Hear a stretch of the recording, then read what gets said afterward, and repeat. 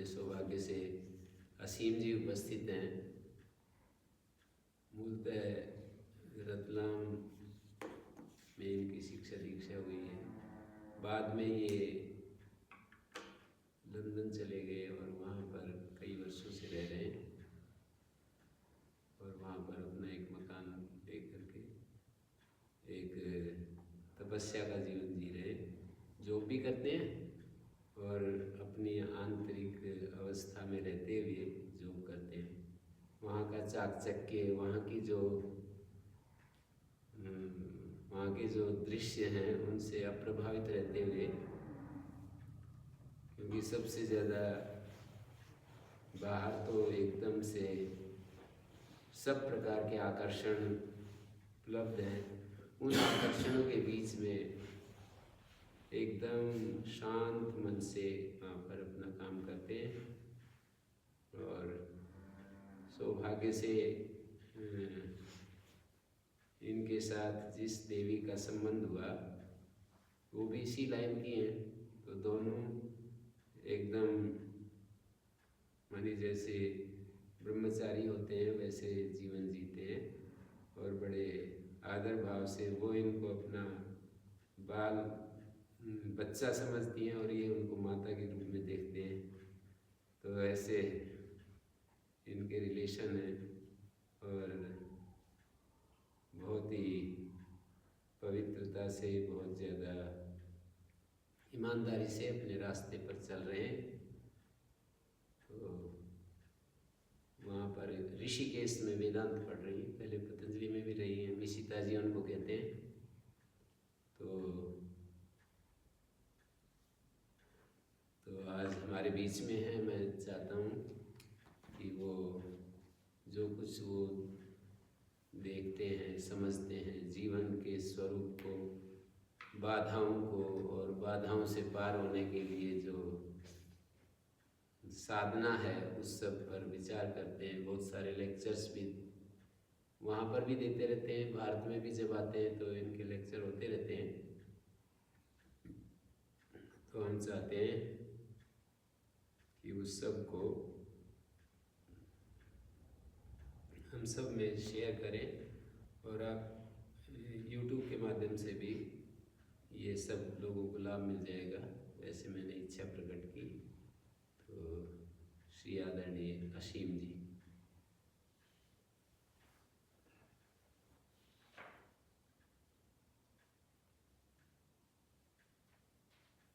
परम पूज्य गुरुदेव के चरणों में कोटि कोटि वंदन। आइए रीड की हड्डी सीधी कर दें, गर्दन सीधी, शांत स्थिर एकाग्र।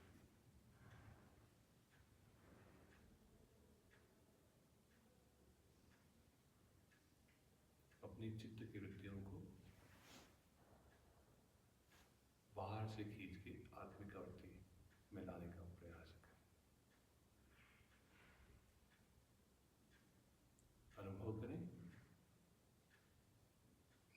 कि मूलाधार स्वादिष्ठान मणिपुर अनाहत विशुद्ध आज्ञा चक्र सहस्रार चक्र, उससे भी परे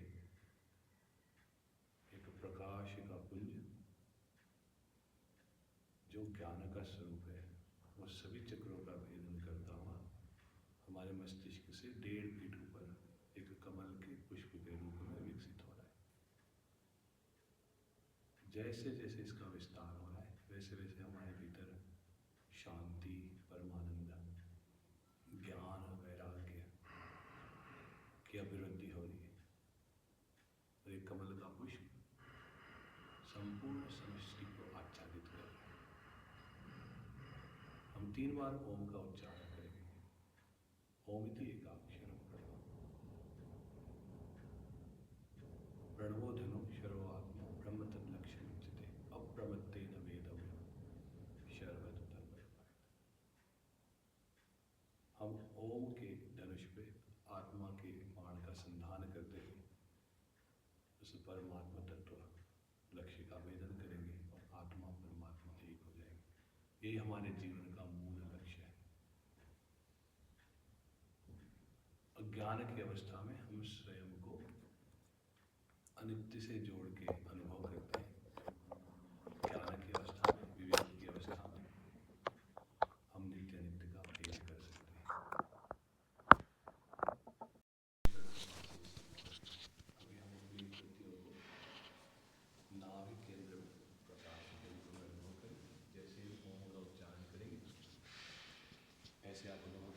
प्रकाश पूर्णता में हो रहा है और एक कमल के पुष्प के रूप में विकसित हो रहा है।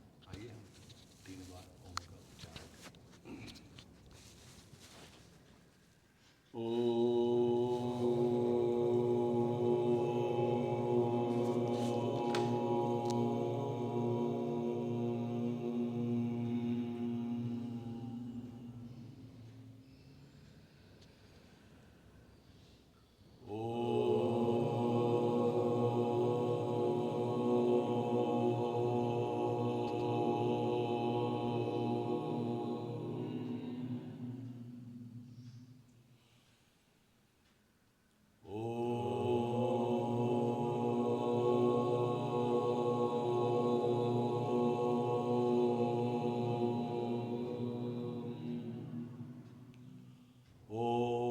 पूर्णमदः पूर्णमिदं पूर्णात् पूर्णमुदच्यते पूर्णमादाय पूर्णमेवावशिष्यते।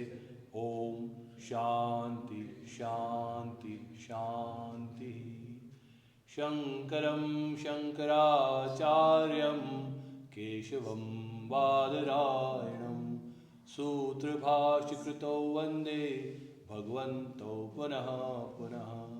रामो राजमणि सदा विजयते रामं रमेशं भजे।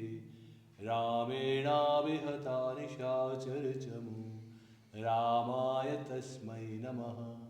रामान्नास्ति परायणं परतरं रामस्य दासोऽस्म्यहं। रामे चित्तलयः सदा भवतु मे। भो राम मामुद्धर भो राम मामुद्धर भो राम मामुद्धर।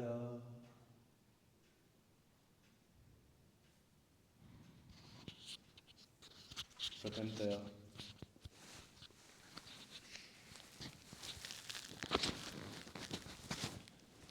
परम पूज्य अकारण करुणा वर्णालय पूज्य गुरुदेव के श्री चरणों में कोटि कोटि वंदन और प्रणाम करता हूँ।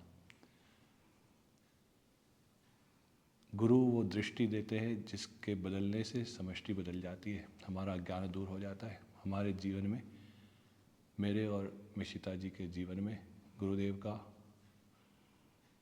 जो दृष्ट और अदृष्ट रूप से जो आशीर्वाद स्वरूप उपस्थिति है, उसको शब्दों में व्यक्त करना, उनके प्रति अपनी कृतज्ञता, उनके प्रति जो समर्पण है उसको शब्दों में व्यक्त करना मेरे जैसे अकिंचन साधक के लिए, जो कि किसी भी दृष्टि से स्वयं को उतना ज्ञानी अनुभव नहीं करता जितना आप सब लोग यहाँ पे गुरु की शरणागति में शास्त्रों का अध्ययन कर रहे हैं। आपका परम सौभाग्य है कि आपको ऐसे श्रेष्ठ गुरु,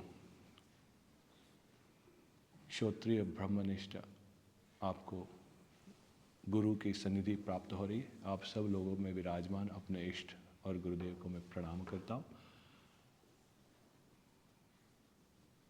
गुरुदेव का आग्रह है, उन्हीं की शक्ति से मैं कुछ शब्द कहूँगा और मेरी कोई, जैसे मैंने कहा, मेरी कोई अपनी योग्यता नहीं है। मैं केवल गुरु और ईश्वर का यंत्र बन के कार्य कर रहा हूँ। तो मेरे संबोधन में कुछ त्रुटि हो तो उसको मेरा मान के आप क्षमा करेंगे। जो कुछ अच्छा लगे वो गुरुदेव की कृपा ही है।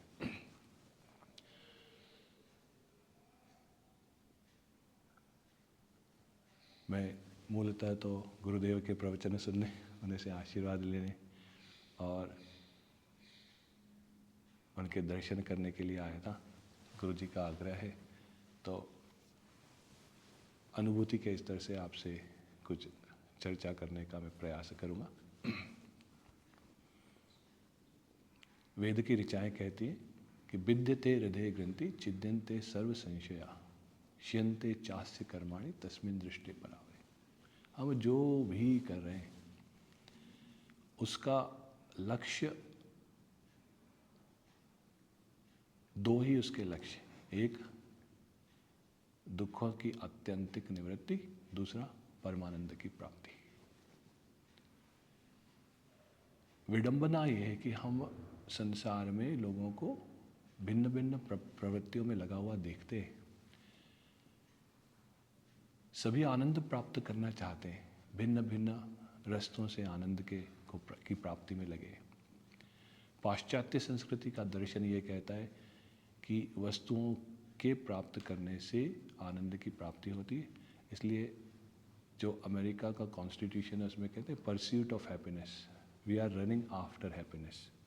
हम उस आनंद की खोज में लगे हैं, सभी खोज में लगे हैं, वैज्ञानिक भी लगे हैं, शिक्षक भी लगे हैं, विद्यार्थी भी लगे हैं, डॉक्टर भी लगा है, एक साधारण कर्मचारी भी लगा है, एक माता जो गृह कार्य में लगी वो भी लगी है। सब अपने अपने अंततोगत्वा हम सब आनंद की खोज कर रहे हैं। मन में प्रश्न आता है बड़े बाल्यकाल से कि सब आनंद की खोज में लगे फिर भी सब दुखी क्यों है, जो जहाँ है वो इतना दुखी क्यों है। ये प्रश्न मन में बार बार उपस्थित होता रहा। गुरु ईश्वर कृपा से उसका एक समाधान दिखा। उसी पथ पे मैं भी आप जैसा ही एक साधक हूँ, उसी पथ पे चलने का प्रयास कर रहा हूँ। किंतु जो हम सुनते हैं गुरु से, जो गुरुजनों से जो शिक्षा प्राप्त करते हैं, शास्त्र पढ़ते हैं, जो दर्शन प्राप्त करते हैं, वो हमारे आचार विचार व्यवहार में कैसे आ जाए, और जो मंत्र दृष्टा ऋषियों की अनुभूति है वो हमारी अनुभूति कैसे बन जाए, इस पे मेरा थोड़ा चिंतन रहा है बाल्यकाल से। तो गुरुदेव की कृपा से ही जो अनुभूति है उसको सभी के साथ मैं साझा करता हूँ। उससे किसी का लाभ हो तो वो गुरुदेव की कृपा है। आज मन में भाव ये आ रहा है कि हम चर्चा करें कि जब व्यक्ति लोभ से, क्रोध से, मोह से, काम से, वासना से बचना तो चाहता है, हर ब्रह्मचारी स्वयं को इंद्रिय निग्रह करके भीतर की यात्रा में जाना चाहता है, किंतु इतना कठिन क्यों होता है। अच्छे अच्छे साधक इस सांसारिक चाकचक्य में माया के विक्षेप, आवरण और जो मल है, इन त्रिविध तापों से कैसे उनमें लिप्त हो जाते हैं, कैसे उनका मार्ग भटक जाते हैं अच्छी साधना करने के बाद भी। तो कुछ वैज्ञानिक प्रयोग जो कि हमारे मस्तिष्क में स्थित इमोशन सेंटर्स हैं, उन पे हम अगर योग पद्धति से, न्यास की पद्धति से, जो हमारी वैदिक पद्धति है जिसमें हम मंत्रों द्वारा देवता का, दिव्यता का अपने भीतर आह्वान करते हैं, उससे हम जो रजस है और तमस है उसको घटाकर अपने सत्व को बढ़ाते हैं। अंततगत्वा जो जीवन मुक्त है वो तो इन तीनों से परे जाने का प्रयास करता है, किंतु सत्व का संबल लेके हम अपने मार्ग पर प्रशस्त हो सकते हैं। उसके लिए क्या साधन किया जा सकता है, इस पर हम थोड़ी सी चर्चा करेंगे। प्रथमतः ये समझने की बात है कि हम गुरु की शरणागति करें तो हमारे भीतर भी पात्रता होनी चाहिए, ताकि हम ब्रह्मनिष्ठ गुरु के द्वारा जो उपदेश हैं उनसे अपना जीवन परिवर्तित कर सकें। उसके लिए सबसे पहले आवश्यकता है विवेक की, फिर वैराग्य की, फिर षट संपत्ति जो है शम दम आदि, और फिर मुमुक्षुत्व की। दुर्लभम त्रयमय वेतद, शंकराचार्य जी कहते हैं विवेक चूड़ामणि में कि ये मानव जीवन बड़ा बहुमूल्य है। दुर्लभम त्रयमय वेतद देवानुग्रहितकम मनुष्यत्वम मुमुक्षुत्वम महापुरुषस्य संशय। महापुरुष मनुष्य जीवन मिलना, उसमें भी हमारे अंदर मुमुक्षुत्व की भावना होना और किसी महापुरुष का हमको आश्रय प्राप्त हो, मार्गदर्शन प्राप्त हो। आप सब बड़भागी हैं जो यहाँ पे सब उपस्थित हैं। गुरुदेव की शरणागति आपने की है। बस आपको क्या प्राप्त होगा, क्या मिल रहा है, क्या मिलेगा, इस सब की चिंता छोड़ के पूर्ण भगवत और गुरु शरणागति करें। फिर जो भीतर का साम्राज्य प्राप्त होगा वो बाहर के साम्राज्य से कहीं अधिक है। तो हमारी पात्रता कैसे निर्मित हो, हम कैसे जो हमारे सदगुरु हैं, समर्थ गुरु हैं, उनकी शिक्षा को ग्रहण करके इस जीवन के परम लक्ष्य को प्राप्त कर सके। इस पे हम थोड़ी सी चर्चा करेंगे। उसके कुछ वैज्ञानिक प्रयोग हैं, उस पे हम चर्चा करेंगे और फिर मैं अपनी वाणी को विराम दूंगा। हम पिछले 22-23 वर्षों से जो रिसर्च कर रहे हैं उससे ये अनुभव में आ रहा है कि हम जानते हैं, दुर्योधन भी कहता है गीता में कि मैं जानता हूँ कि धर्म क्या है अधर्म क्या है, फिर भी मेरे ऐसा लगता है कि मेरे भीतर कोई दैव बैठा हुआ है जो गलत कार्य करने को आग्रह करता है ना। हम जो नहीं करना चाहते वो होता रह रहा है हमसे, और जो करना चाहते हैं वो कठिन दिखाई देता है। जो आप में से हम सब जो साधक हैं वो मन का जब हम निरीक्षण करते हैं सूक्ष्मता से, तो बाह्य दृष्टि से तो हम साधुता का आवरण रख सकते हैं, पर भीतर से जब हम सूक्ष्म निरीक्षण करते तो ये सारी बाधाएं हमारे आध्यात्म मार्ग को कठिन बनाती है, दुष्कर बनाती है। क्या इसको सरल किया जा सकता है? उत्तर है हाँ। अभ्यास वैराग्य अभ्याम चित्तवृत्ति निरोध। अभ्यास और वैराग्य, अभ्यास ने तो कौन थे, वैराग्य चित्त। अगर हम अभ्यास को और वैराग्य को दृढ़ कर लें, ये दो सूत्र बड़े काम के हैं।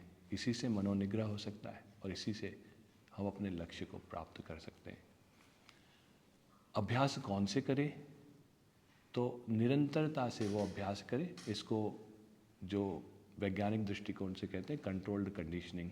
हम कंट्रोल्ड कंडीशनिंग करें। इसका अर्थ कि क्या हमको इंद्रियों से ग्रहण करना है, उस पे हम परिस्थिति, वस्तु स्थिति, परिस्थिति और व्यक्ति को तो नहीं बदल सकते। इसको बदलने का प्रयास भी नहीं होना चाहिए।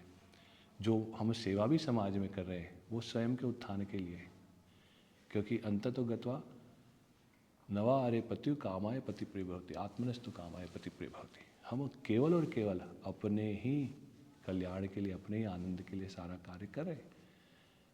तो हम सेवा भी जो करते हैं, साधना जो भी करते हैं, जो भी हम कर रहे हैं वो केवल स्वयं के कल्याण और आनंद के लिए है।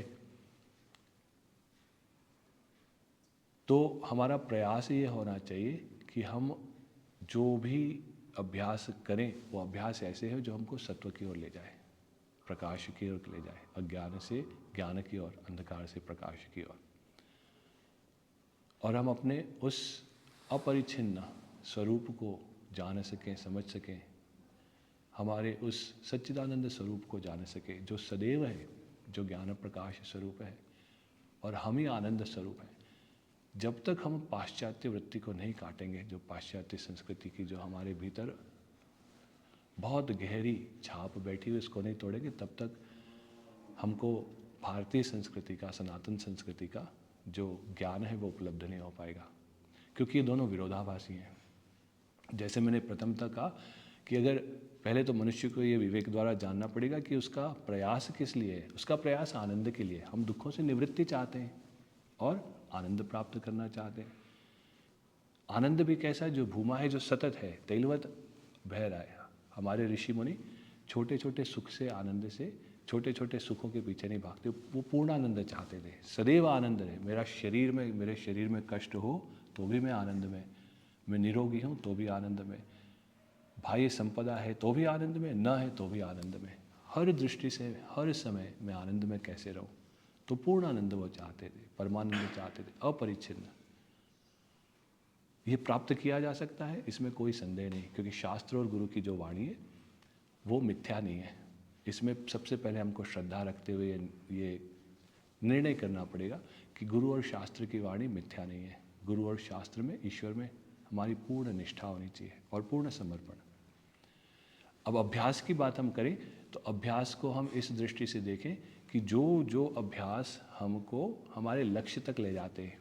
जैसे आप सोचिए कि अगर आपको दिल्ली से कानपुर आना है या गुरु जी के आश्रम में आना है और आप मुंबई की तरफ निकल जाए और कार बहुत तेज़ी से चलाए या आप प्लेन से भी चले जाएं, आप कितनी भी तेज़ी से जाएं, अगर आप विरुद्ध दिशा में जा रहे हैं तो आपको लक्ष्य की प्राप्ति कभी नहीं हो सकती। इसलिए अब आनंद की खोज अगर बाहर की ओर हो रही है तो हमको विवेकपूर्ण दृष्टि से देखना पड़ेगा कि हम भीतर जाएं और देखें कि बाहर तो कुछ मिला नहीं।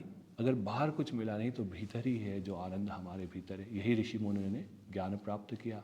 मंत्र दृष्टा जो ऋषि मुनि थे, उन्होंने चित्त की क्षिप्त विक्षिप्त मूढ़ एकाग्र और निरुद्ध अवस्था का बड़ी बड़ी गहनता से उस पर चिंतन किया, उसको अनुभव किया। पाश्चात्य जगत की आप बात करें तो उन्होंने सिक माइंड्स, जो विक्षिप्त मन है, क्षिप्त विक्षिप्त मूढ़ मन है, उन पे जितनी रिसर्च की उससे उनका ज्ञान प्राप्त है, पर हमारा ज्ञान उससे अधिक विकसित है। तो अभ्यास हम ऐसे करें जिससे हम भीतर की यात्रा में जा सके, जहाँ हम सत्व प्रधान हो सके। सत्व प्रधान होते ही हमारा जो हम कल्याण के मार्ग पे चल सकेंगे, क्योंकि आनंद जो है भीतर है, हम स्वयं आनंद स्वरूप है। तो जो अभ्यास अभी हम थोड़ा थोड़ा करेंगे, आप सबको बहुत ही लाभकारी हो। भगवान से, गुरुदेव के चरणों में यही प्रार्थना है। पर आप निरंतरता से करें, 6 महीने से साल भर भी आप करेंगे तो आपको अनुभव में आएगा कि आपको बाह्य वस्तु स्थिति परिस्थिति बहुत अधिक विचलित नहीं कर पाएगी। आपका यम नियम अच्छा दृढ़ होने लगेगा और सात्विक प्रवृत्तियों में आप बड़ी वेग से उसके और आप चल पड़ेंगे। तो हमारे मस्तिष्क में ऐसे कुछ केंद्र होते हैं, उसमें जो सबसे मुख्य केंद्र है, जो आपका प्रीफ्रंटल कॉर्टेक्स है, जो मस्तिष्क का अग्र भाग है, ये पशुओं में उतना विकसित नहीं होता। इसीलिए कहते हैं कि बड़े भाग मानुष जन्म पावा, है ना। जो ईश्वर की कृपा से ही हमको मनुष्य जीवन मिलता है और ये इतना बड़ा सौभाग्य उपस्थित हुआ है। अगर हम इसको चूक गए तो बड़ा हमारी हानि है। तो यहाँ ये जो प्रीफ्रंटल कॉर्टेक्स है, ये intelligence, decision making, cognition, learning, memory. Cognition का अर्थ होता है पहले हम स्वयं को जानें, हमारा शास्त्र क्या कहता है, वेदांत क्या कहता है।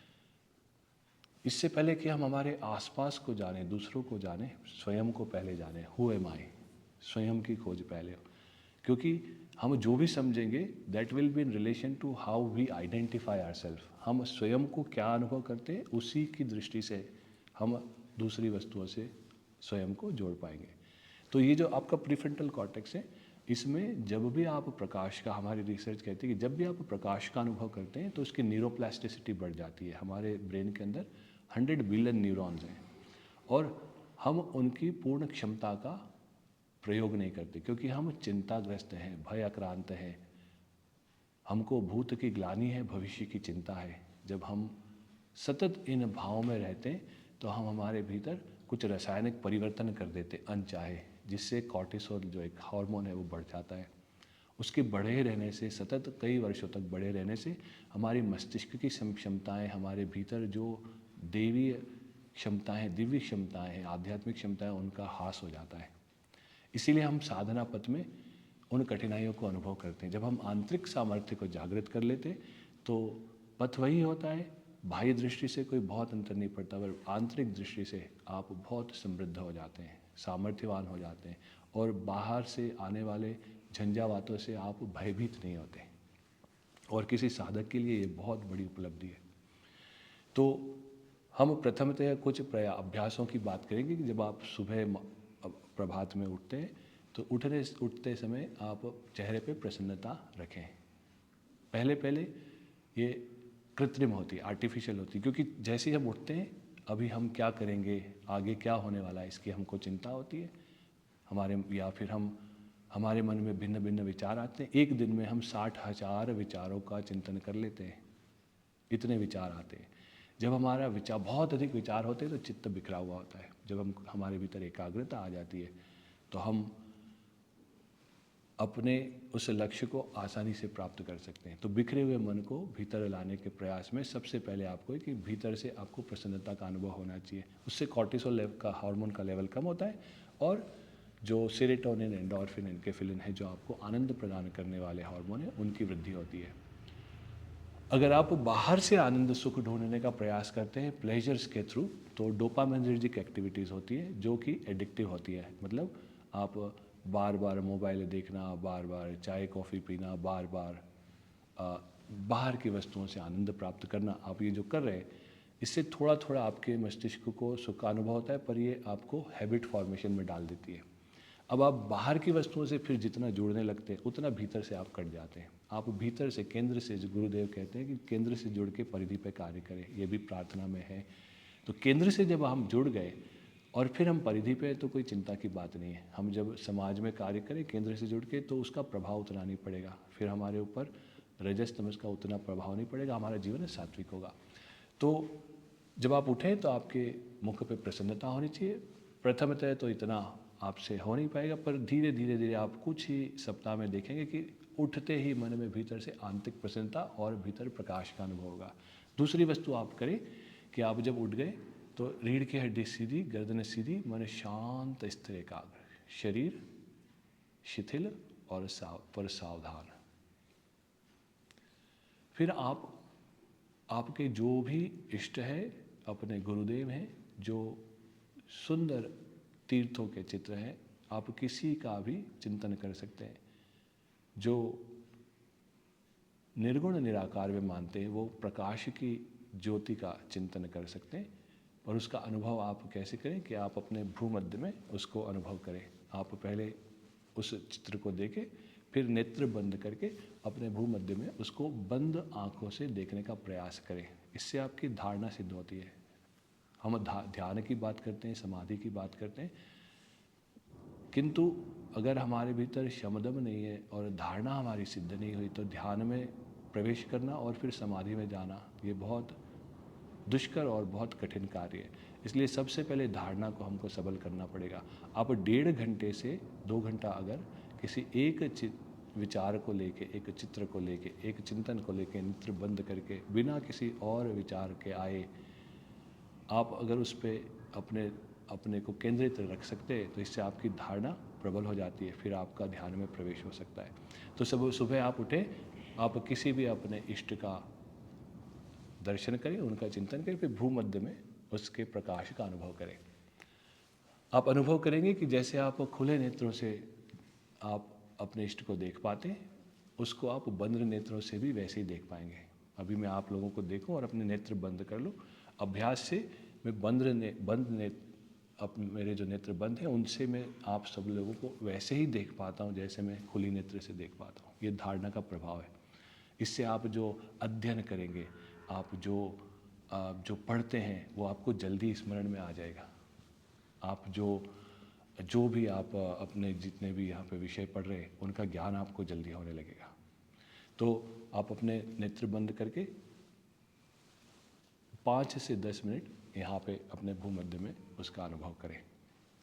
फिर आपको क्या करना है, आप सीधे तो बैठेंगे, अपनी बाई नासिका से आप श्वास लें। उस श्वास को आपके गले के पीछे रेटिकुलर एक्टिवेशन सिस्टम होता है, जहाँ से जैसे तार होते हैं ना, जहाँ से करंट जाता है, तो कुछ से करंट जाता है, कुछ से आता है। ऐसे हमारे गले के पीछे ऐसे तंतु होते हैं जिनमें से संदेश जो होते हैं वो जाते हैं और ब्रेन के किसी स्पेसिफिक पार्ट में जाके वहाँ का एक्टिवेशन करते हैं। आप अगर यहाँ से अपने जो आपकी भावनात्मक संवेग है, जो भी आप होना चाहते हैं, आप दिव्य प्रकाश, ज्ञान अपने भीतर लाना चाहते हैं, शांति, परम शांति, आनंद का अनुभव करना चाहते हैं, तो जो आप श्वास ले रहे हैं उसमें प्रकाश का आरोपण करें और उसको अनुभव करें कि आपकी नासिका से, गले से पीछे से होता हुआ, रीढ़ की हड्डी से होता हुआ मूलाधार आपका जो चक्र है वहाँ जाके एक प्रकाश का विस्फोट कर रहा है और उसको फिर ऊपर आता हुआ देखें और मस्तिष्क में प्रकाश का विस्फोट होते देखें। आप जितनी देर कुंभक करें उतनी देर यही विचार करें कि मेरे भीतर का जो अज्ञान है, जो मेरे भीतर की न्यूनताएं हैं, जो मेरे भीतर का क्लेश है, मेरे भीतर की जो निराशा है, हताशा है, मेरे भीतर के जो तामसिक राजसिक जो गुण है, मेरे भीतर की जो भी आध्यात्मिक बाधाएं हैं, आदि भौतिक आदि दैविक आध्यात्मिक बाधाएं, उन सब का क्षमन हो रहा है और अब मैं पूर्ण सात्विक हो रहा हूँ। मेरे भीतर उस दिव्य का मैं आह्वान कर रहा हूँ और आप अपनी दाई नासिका से उसको ऐसा सोचे कि जो मटमैला काला बादल सा है, जो भी आपके भीतर अवांछनीय है वो सब आपसे मीलों दूर चला गया है।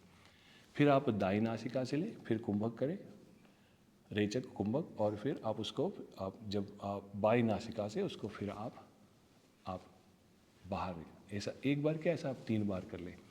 ये कुछ ही सप्ताह जब आप इसको करेंगे आपको अनुभव आएगा कि आप अपने आप को बहुत ही दिव्य और प्रकाशमय अनुभव कर रहे हैं और आपकी जो दृष्टि है वो धीरे धीरे धीरे बदलने लगेगी। आपकी जो भाव हैं, भाई जो बाहर की ओर जा रहे हैं, वो धीरे धीरे भीतर की ओर जाने लगेंगे। आपका ध्यान, आपका जो आप जब नेत्र बंद करें, आपकी धारणा ध्यान बहुत आसानी से लगने लगेगी। आप में उत्साह, आनंद बना रहेगा। बाह्य परिस्थिति कैसी भी हो, फिर भी आप आनंद की स्थिति में रहेंगे। इसके करने के बाद में 4 संकल्प आप करें। 4 संकल्प बड़े सरल से संकल्प हैं कि आपने, हम चाहे अनचाहे, हम किसी का अहित कर देते हैं, हो जाता है हमसे किसी न किसी दृष्टि से, और हमारा भी कोई अहित कर देता है, किंतु हम सबको क्षमा करें और सबसे क्षमा मांगें। उसके बाद कृतज्ञता रखें। जीवन में हमारी दृष्टि अगर बदलेगी तो जो अभाव होते हैं हमारे भीतर का, हम अभी प्रार्थना की, जो हमने मंत्र किया कि हम पूर्ण हैं और पूर्णता का अनुभव नहीं हो रहा, इसलिए हम स्वयं को अभावग्रस्त अनुभव करते हैं। अभावग्रस्त अनुभव करते ही हमारे भीतर इच्छाएं और कामना आती है, और कामना ही दुख का कारण है, और कामनाओं का शमन ही मोक्ष है, वही दुखों से निवृत्ति है। जैसे ही आपके भीतर की कामनाएं शांत होती है, जब हम स्वयं को पूर्ण अनुभव नहीं करते तो हमारे भीतर कामना, इसलिए हम जब कृतज्ञता रखें, हमारे पास क्या है उसका अनुभव करते चले जाएं कि भगवान ने हमको कितना दिया, परमात्मा ने हमारे ऊपर कितनी कृपा की, हमारे पास क्या क्या है। जब हम कृतज्ञता व्यक्त करेंगे तो हमारे भीतर एक दिव्यता घटित होगी। और चौथा जो संकल्प है कि उसको अभयदान कहते हैं, कि मुझसे किसी को भय नहीं और किसी को मुझसे भय नहीं है।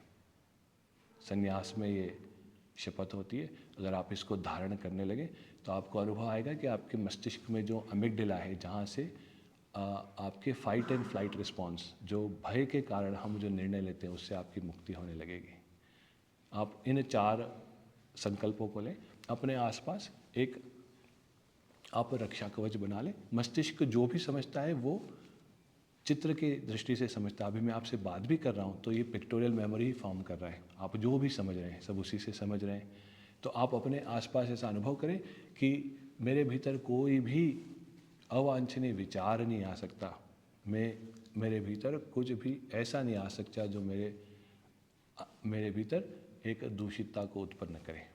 ये प्रैक्टिकल एप्लीकेशन है जो ज्ञान आप प्राप्त करें। अगर आप इसको आप 6 महीना से साल भर भी कर सकें तो आपको अनुभव में आएगा कि आपकी साधना में बहुत जल्दी आपका विकास हो रहा है। और आप जब इन अभ्यासों को सुबह भी करें और रात्रि में सोने से पहले भी करें, कर्ता भाव से जब हम कार्य करते हैं तो भी हमारी साधना में बहुत बाधाएं आती है। इसलिए ईश्वरार्पण बुद्धि और प्रसाद बुद्धि जो हम कर रहे हैं उसको रात्रि को सोने से पहले भगवान के चरणों में अर्पित कर दें कि जो भी हमको प्राप्त हुआ वो ईश्वर कृपा से हुआ, और प्रसाद बुद्धि उनकी प्रसाद से मिला, उनकी कृपा से मिला है और उन्हीं के चरणों में अर्पित है। जैसे जैसे हम कर्ता भाव से, कर्ता होने से बच जाएंगे, वैसे वैसे हम भोक्ता होने से बच जाएंगे। जब हम भोक्ता होने से बचते हैं तभी हम दुख से बचते हैं और अत्यंत दुख की निवृत्ति हमारी हो जाती है। पर हम अगर कर्ता भाव में रहते हैं तो हर वस्तु का हम बोझ अपने सिर पे उठा लेते हैं। जब उसका अपने सिर पे बोझ उठा लेते तो फिर वही प्रक्रिया आरंभ हो जाती है, तनाव की, चिंता की, भय की, अवसाद की, निराशा की, कि इतना बड़ा कार्य है और हम कैसे कर पाएंगे। आपको कोई वस्तु, स्थिति, परिस्थिति बहुत भयाक्रांत करती हो, क्योंकि भय जो है वो आपको आध्यात्मिक गति प्रदान होने, जो आपकी आध्यात्मिक गति है उसमें अवरोध उत्पन्न करता है। तो उससे बचने के लिए आप स्वयं को विश्वानर अनुभव करें। बड़ा सरल प्रयास है, हजारों लाखों लोगों को इससे बहुत फायदा हुआ है। स्वयं को इतना आप दिव्य, इतना विशाल अनुभव करें, और जो भी परिस्थिति है उसको बहुत छोटा, जैसे एक हाथी चींटी के सामने खड़ा हो तो हाथी को भय नहीं लगता, ऐसे ही संसार की कोई भी परिस्थिति हो, कोई भी विपत्ति हो, उसके समक्ष अपने स्वयं को बड़ा विराट महसूस अनुभव करें। आप जैसे जैसे ये अभ्यास करने लगेंगे आपको भविष्य की जितनी चिंताएं हैं वो सब चली जाएंगी, भूत की ग्लानि चली जाएगी, मन में उत्साह, आनंद, परमानंद आने लगेगा। आप इन अभ्यासों को सुबह शाम कर सकते हैं। दिन भर जब कार्य करें तो अपना जो आराध्य है, अपने गुरुजन हैं, उनको, उनका जहाँ भी चित्र है उसको देख के 10 सेकंड के लिए अपने नेत्र बंद कर लें, हर आधा 1 घंटे से, और अपने भीतर उसका अनुभव करें। धीरे धीरे जब आप जिस वस्तु का चिंतन करते हैं मन की वृत्तियाँ वैसी हो जाती है। मेरे आराध्य राम है, मैं रामचंद्र जी का बाल्यकाल से उनको देखता हूँ, उनके ऊपर धारणा करता हूँ, उनका चिंतन करता हूँ, उनको अपने पूरे अंग प्रत्यंग में उनका अनुभव करता हूँ, और जो भी थोड़ी बहुत अनुभूति प्राप्त हुई है वो इस प्रक्रिया से हुई है। इसीलिए मैं सभी से जाके इसके बारे में आप सब लोगों से मैं बात करता हूँ। तो प्रथम जो अभ्यास की हमने बात की कि जैसे जैसे अभ्यास सुधरेंगे हम क्या देख रहे हैं, क्या सुन रहे हैं, इस पे भी थोड़ा हम ध्यान दें। अभी तो हमने अपने भीतर वो ले लिया, इसको बोलते हैं कंट्रोल्ड कंडीशनिंग। हमने अपने भीतर वो ले लिया जो हमको चाहिए, जो हमको दिव्य बनाता है। अनकंट्रोल्ड कंडीशनिंग को रोकना है। संसार हमको ये बताता है कि हम ये शरीर है, मन बुद्धि चित्त अहंकार रूपी जो माइंड बॉडी कॉम्प्लेक्स है, बार बार हमको अनुभव कराता है कि हम किसी के पिता हैं, किसी के भाई हैं, पत्नी हैं, हम ब्रह्मचारी हैं या हम जो भी हैं। तो हम अपने शरीर और शरीर अनुगत जो अनुभव है इनको दूर नहीं कर पाते। हमारे मस्तिष्क में क्षमता होती है कि हम किस इन्फॉर्मेशन के प्रति प्रतिक्रिया करें या ना करें। इसमें अगर हमने अपनी प्रतिक्रिया को रोक लिया तो ये साधक की बहुत बड़ी सफलता होती है। अगर हम अपनी प्रतिक्रिया को नहीं रोक पाते तो इसमें साधना में बाधा होती है। इसलिए हम क्या देख रहे हैं, क्या सुन रहे हैं, क्या खा रहे हैं, क्या भोजन कर रहे हैं, हमारा आचार विचार व्यवहार, इस सब पे थोड़ा थोड़ा हम ध्यान देते हुए कहें कि जो भी हो वो सात्विक है कि नहीं। अगर सात्विक नहीं है तो मेरे पथ की वो बाधा बनेगा। ये आप बार बार अगर चिंतन करते रहे, इससे भी आपको अत्यंत लाभ होगा। तो पहली बात है कि अभ्यास अपने शुभ कर ले। अब बात आती है वैराग्य की। वैराग्य को घटित कराने का बड़ा, आपके जो राग द्वेष हैं वही आपके वैराग्य की, जो वैराग्य में बाधक है, उसके लिए नित्य अनित्य का चिंतन अत्यंत आवश्यक है। गुरुदेव जैसे कक्षा लेते तो कक्षा के बाद में आप अवश्य जो पढ़ाए उस पर चिंतन करें कि अनित्य में इतनी रुचि क्यों है और जो नित्य है उसके प्रति इतनी सजगता क्यों नहीं है, उसका अनुभव क्यों नहीं हो पा रहा। उसको हम जो भी परिवर्तनशील है वो मैं नहीं हूँ, बार बार आप ये अनुभव करते रहे। जब श्वास प्रश्वास ले रहे हैं तो अनुभव करें कि मैं ये मन नहीं, ये बुद्धि नहीं, मैं अहंकार नहीं, मैं शुद्ध चैतन्य आत्मा हूँ, शिवोहम शिवोहम। आप श्वास प्रश्वास में नित्य अनुभव करते रहें। आप देखेंगे कुछ ही महीनों में आपके भीतर एक दिव्य रूपांतरण घटित होगा। क्योंकि हम ज्ञान कितना भी ज्ञान अर्जन करने का प्रयास करें, शास्त्र पढ़े, अच्छा अनुभव करने का प्रयास करें, पर ये जो प्रैक्टिकल बाधा आती है, जो व्यवहारिक बाधा आती है, उसको अनुभव करने का ये इसी कारण आती है कि हमारा उसके ऊपर इतना चिंतन नहीं हो पाता। तो श्रवण मनन निधिध्यासन ये ज्ञान का मार्ग है। आप ईश्वरार्पण बुद्धि और प्रसाद बुद्धि से जी रहे तो ये कर्म का सिद्धांत हो गया। और अपने इष्ट से, कोई एक आपका इष्ट हो, उसके प्रति आपकी निष्ठा हो, उसमें अपना भाव आरोपित कर दें, आपका सख्य भाव हो, आप अपने इष्ट को अपना स्वामी माने, सखा माने, जो भी आप माने, एक भाव आपका अपने इष्ट के प्रति होना चाहिए और पूर्ण समर्पण होना चाहिए। तो आपके दिन भर में कर्मयोग, भक्ति योग, ज्ञान योग ये सब सम्मिलित हो गए और आपके जो न्यास पद्धति है उसके द्वारा आप स्वयं को दिव्यता के साथ अपने आप को अनुभव कर पा रहे। अगर आप इन सब का सम्मिश्रण करके इसको दिन भर आप करते रहें, कुछ ही महीनों में आप देखेंगे आपके भीतर बहुत ही दिव्य घटनाएं घटित होंगी। कुछ पर्टिकुलर उपाय भी होते हैं जिसके बारे में आप कभी बात करना चाहें तो आपकी व्यक्तिगत जो बाधा है आपकी साधना में, भिन्न भिन्न केंद्र हैं हमारे मस्तिष्क में, वासनात्मक, जहाँ वासना किसी की अधिक है तो वहाँ पे भी हम कार्य कर सकते हैं। किसी को अल्पमंदता लगती है, किसी को अपने स्वयं के बारे में चिंता या भय लगती है तो उसके भिन्न केंद्र हैं। ऐसे भिन्न भिन्न केंद्र हैं, उनके भिन्न भिन्न उपाय हैं। उनके ऊपर आप जो आपको साधना में बाधा दे रहा है उसके आप जब चिंतन करेंगे तो आपको भीतर से स्वयं अनुभव में आएगा कि मेरी ये अभ्यास तो अच्छे चल रहे हैं पर इन अभ्यास ये वस्तुएं मेरे साधना में बाधा देती है। उसके कुछ उपाय है, वो आप उपाय खुद स्वयं कर सकते हैं। आपको अगर इस कक्षा के बाद भी अगर कोई आपका अपना पर्सनल मैटर हो, आप बात करना चाहते हैं तो मेरे से आप बात कर सकते हैं। इन सब के बाद में जब आप नित्य अनित्य का चिंतन आप करने लगेंगे तो वैराग्य को प्रबल करने के लिए आप बार बार यही अनुभव करते रहे कि जो भी परिवर्तित हो रहा है, जो भी परिवर्तनशील है वो मैं नहीं हूँ। ये बड़ा आसान है और इसको आप जितना चिंतन करेंगे उतना जितना आपके मन में ये प्रबलता आती चली जाएगी कि मैं दृष्टा हूँ। ये भी एक व्यवहारिक उपाय है कि जो बदल रहा है उससे मेरा कोई संबंध नहीं। बार बार अनुभव करेंगे तो आपको स्वयं को अनुभव होगा कि हाँ, अब मेरे को बाह्य वस्तुएं उतना प्रभावित नहीं करती। शम दम की हम चर्चा कर चुके हैं। मुमुक्षुत्व होना अत्यंत आवश्यक है। मुमुक्षुत्व इसलिए आवश्यक है कि जब तक हमको अपना लक्ष्य नहीं पता होता उस ओर हम अग्रसर नहीं होते। हम केवल कैजुअली जीवन जीने लगे तो बड़ी समस्या है। बहुत सारे लोग सहजता की बात करते हैं कि सहज, पर आप सात्विक हों तो सहज जी सकते हैं। अगर आपने शमदम का पालन नहीं किया, आप जैसे उठ रहे हैं, जैसे बैठ रहे हैं, जो कर सकते हैं वो शास्त्र के अनुरूप नहीं कर रहे, तो आपकी जो आध्यात्मिक प्रगति है वो रुक जाती है। इसलिए पहले तो आपका नियम होना चाहिए। जब नियम स्थिर हो जाए, आप सत्व में स्थापित हो जाए, फिर आप सहज हो सकते हैं। तब तक के लिए आपको मुमुक्षुत्व को बिल्कुल केंद्र बिंदु बना के रखना पड़ेगा कि जो मेरा परम लक्ष्य है उसके प्रति मैं सजग रहूँगा। जब भीतर से अनुभूति घटित होती है तो फिर उस लक्ष्य के प्रति भी फिर आपको वो जो आपके भीतर जो विचलन है, जो आपके भीतर अशांति है, उसको प्राप्त करने की वो भी चली जाती है। फिर वो सहजता से ही आपको ईश्वर गुरु कृपा से वो प्राप्त होता है। हम सब ऐसे हैं कि हम पात्र बन, जहाँ से मैंने आरंभ किया था, एक पात्र है वो गंदा है, तो अगर उसमें धूल जमी है उसको हम पानी भरें तो पानी पीने योग्य नहीं होगा। हमारा कार्य, हमारा पुरुषार्थ इस साधना में इतना ही है कि हम उस पात्र को साफ कर दें और बाहर रख दे। जब वर्षा होगी, जब ईश्वर गुरु कृपा होगी, तब अनुभव हो जाएगा। तो जो अनुभूति है वो ईश्वर कृपा लब्ध है, पुरुषार्थ लब्ध नहीं है। किंतु हम स्वयं को पात्र बना के रखें तो हम जीवन में उस परम लक्ष्य को प्राप्त कर सकेंगे। मैं पूज्य गुरुदेव के चरणों में कोटिशः नमन करता हूँ। आप सब ने श्रद्धापूर्वक सुना, उसके लिए मैं आप सब को प्रणाम करता हूँ। आप में विराजमान अपने इष्ट को मैं प्रणाम करता हूँ। हम शांति पाठ के साथ आज के इस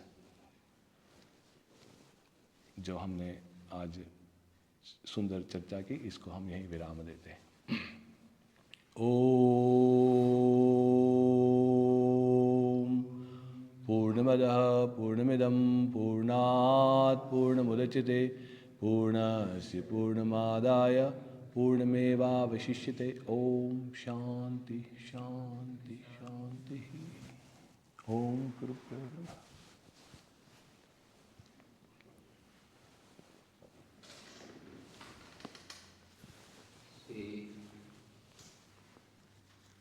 आदरणीय असीम जी, जिनके बारे में मैंने आपको बताया कि ये जो अपने जीवन में कर रहे हैं उसी को हमारे सामने प्रस्तुत किया, और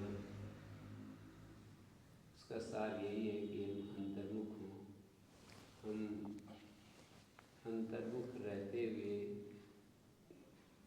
बाह्य जगत में जो भी क्रियाकलाप करना चाहते हैं वो करें, और श्रद्धा से भरे रहें, एकाग्रता से भरे रहें, और शांति में जीते हुए, शांति को प्रमुख स्थान देते हुए, और अपने व्यापार, अपना जीवन का जो क्रम है उसको आगे बढ़ाते रहें। श्री असीम जी का बहुत बहुत धन्यवाद देते हैं। इसी तरह वो बार बार आते रहेंगे और इस प्रकार की सच्चर्चाओं को अपने अनुभव से सींच करके और